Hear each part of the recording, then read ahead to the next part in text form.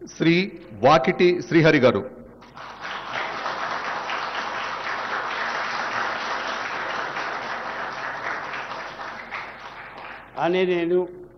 వాకిటి శ్రీహరి అనే నేను శాసనం ద్వారా నిర్మితమైన భారత రాజ్యాంగం పట్ల నిజమైన విశ్వాసం విధేయతను చూపుతానని, భారతదేశ సార్వభౌమాధికారాన్ని సమగ్రతను కాపాడుతానని, తెలంగాణ రాష్ట్ర మంత్రిగా నా కర్తవ్యాలని శ్రద్ధతో అంతఃకరణ శుద్ధితో నిర్వహిస్తానని, భయం గాని పక్షపాతం గాని రాగద్వేషాలు గాని లేకుండా రాజ్యాంగాన్ని శాసనాలను అనుసరించి ప్రజలందరికీ న్యాయం చేకూరుస్తానని దైవ సాక్షిగా మనస్ఫూర్తిగా ప్రమాణం చేస్తున్నాను.